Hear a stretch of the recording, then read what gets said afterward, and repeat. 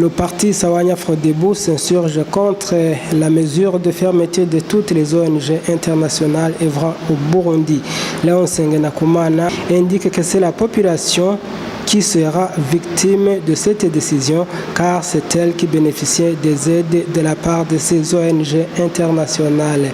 Toutefois, Léon Sengenakumana signale que si certaines de ces ONG vendaient des armes et des médicaments périmés, comme on l'a dit, il serait mieux de plier leurs bagages avant même la prise de cette décision. Écoutez plutôt Léon Sengenakumana. Il y a eu des observations, certainement, du Conseil national de sécurité, un organe chargé d'assister. C'est un organe consultatif qui n'a pas un pouvoir de décision, qui est chargé d'assister le président et le gouvernement en matière d'élaborer la politique nationale de sécurité, en matière d'élaborer des stratégies pour le maintien de la sécurité dans le pays, en matière d'élaborer des stratégies pour sauvegarder, limiter la cohésion au sein des corps de défense et de sécurité. Et cet organe, ce conseil, peut être consulté pour toutes les questions qui concernent la sécurité, le maintien de l'ordre et de la sécurité dans le pays. Alors, le conseil élabore un rapport qu'il soumet au gouvernement, à l'Assemblée nationale et au Sénat, laisser les institutions habilitées à prendre les décisions sur base de la Constitution. Donc, constitutionnellement, la décision n'a pas encore été prise puisque le rapport n'est pas encore passé dans ces procédures que nous venons de citer. Et nous avons accueilli alors cette proposition, j'appelle encore ça une proposition, avec déception, avec désolation, avec franchement de la peine, parce que ça affecte la grande partie de la population. Imaginez-vous que certaines ONG œuvrent dans le cadre des appuis que l'Union européenne accorde au gouvernement du Burundi, donc au peuple burundais. Souvenez-vous qu'il n'y a pas longtemps, le ministre des Finances avait annoncé qu'il venait de signer un protocole avec l'Union européenne sur la contribution de l'Union européenne en ce qui concerne l'éducation, en ce qui concerne la santé, en ce qui concerne la bonne gouvernance et la construction des infrastructures comme des barrages. Alors, si ces organisations devaient être arrêtées, vous comprenez que ça va porter atteinte au bien-être du peuple burundais.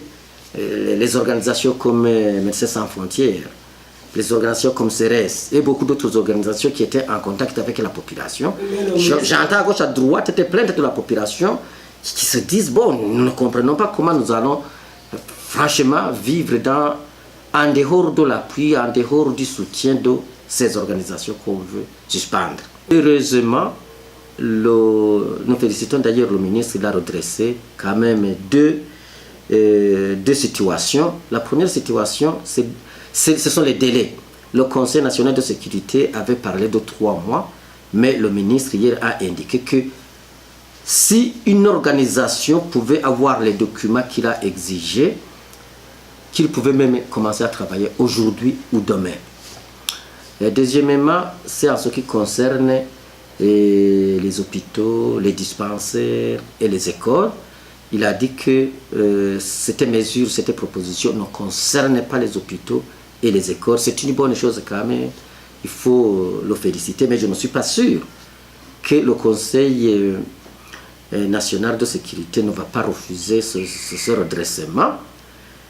Et à mon avis, à notre avis, parce que je parle au nom du parti, à mon avis, c'est une bonne chose qu'il a faite, mais il a oublié l'essentiel. On avait pointé du doigt certaines de ces organisations qui seraient en train de vendre les armes au Burundi, qui seraient impliquées dans le circuit de vente des armes.